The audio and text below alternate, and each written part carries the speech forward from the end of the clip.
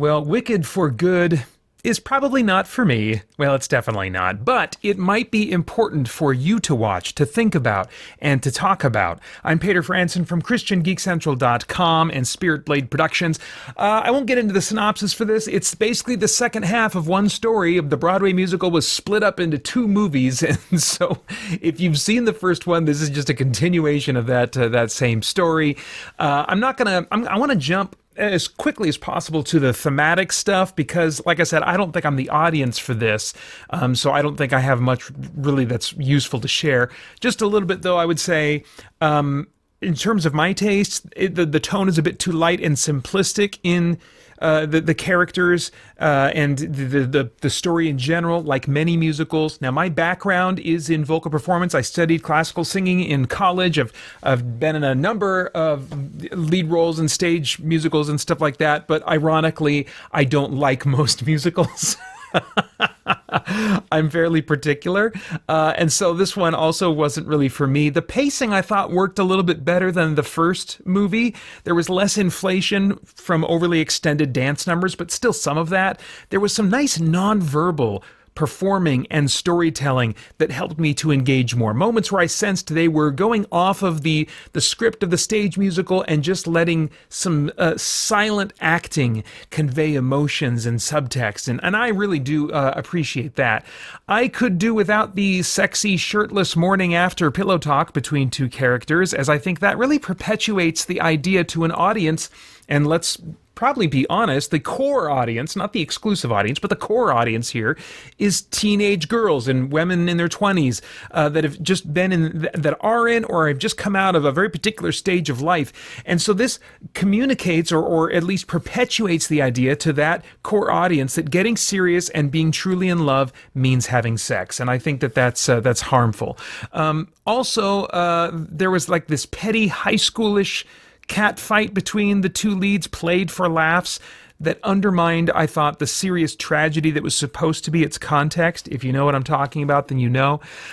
This movie, like the first, departs from both the classic movie and the book in ways that mostly work in its own self-contained story, but may feel to some like a real betrayal of some characters and their virtues and their likability. The Tin Man in particular, who in this movie is a bloodthirsty, vengeful, and bitter, jaded, kind of tragic person. Now, if you want a refresher on the source material, I had a great time performing and recording the complete audiobook of The Wonderful Wizard of Oz, which you can get for free through the link below this content. The world here still looks spectacular. There's also some nerdy fantasy magic and other elements with geek appeal, but this movie is mostly about resolving the main tensions left at the end of the first one. It's not near as much about building out the world and its fantasy concepts. And, you know, even with, I have to say, the overly simplistic, in my view, characters, I still felt the emotional impact of the friendship between Galinda and Elphaba. I'm not the audience for this, but even given that, I was invested in these two girls and their friendship. Sure, I was uninterested in a number of things going on throughout the movie. I wouldn't be going to it if I wasn't going to review it and wasn't going to be seeing it with my wife, but all that said, I cared about what happened to these characters, and that's saying something. No complaints about the acting or singing, once again, of the two leads.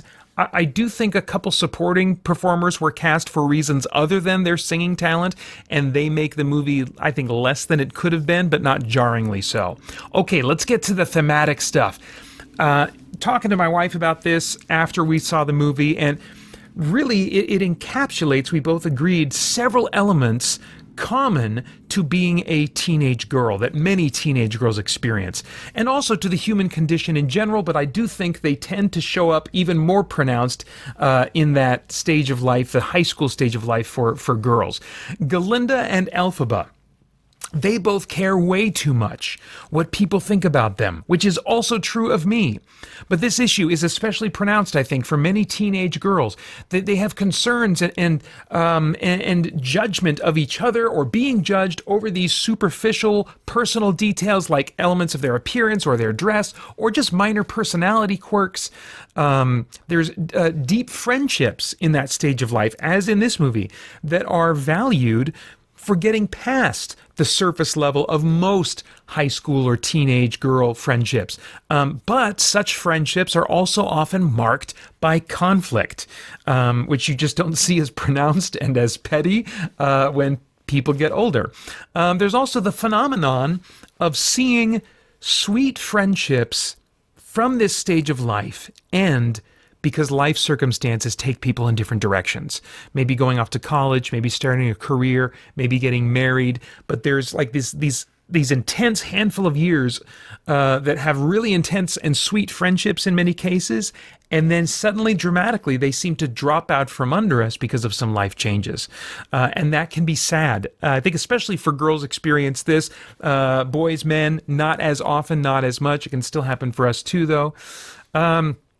Let's see. There's also thematically the reality presented here that those we think the worst of because of superficial details are actually worth getting to know. They might not be who we assume they are based on the little we know of them at the outset.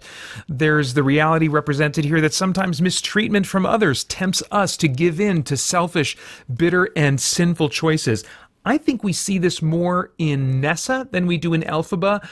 I do wish that Elphaba had been permitted in the writing to be a little bit more flawed, to give in to the bitterness of just being mistreated so much.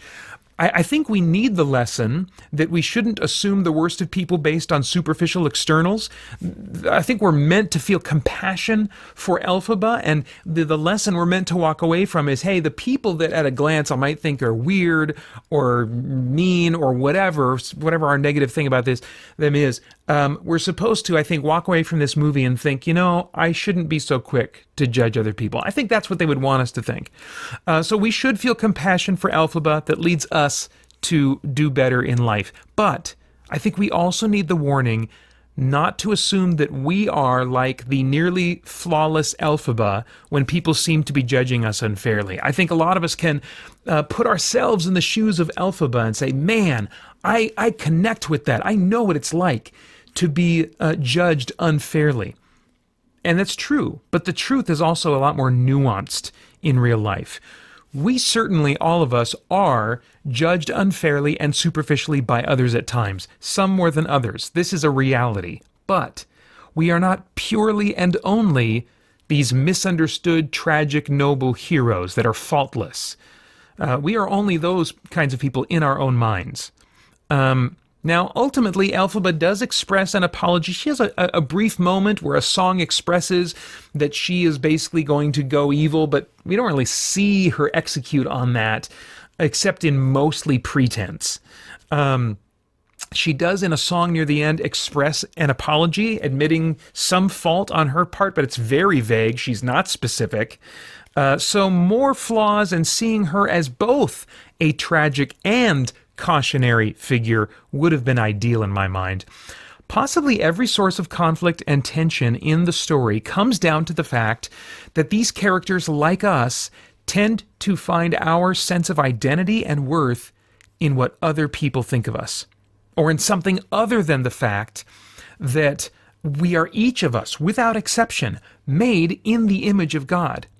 And the God of all reality lived and died horribly as one of us so that we could be in relationship with him forever. So obviously he thinks we are extremely valuable.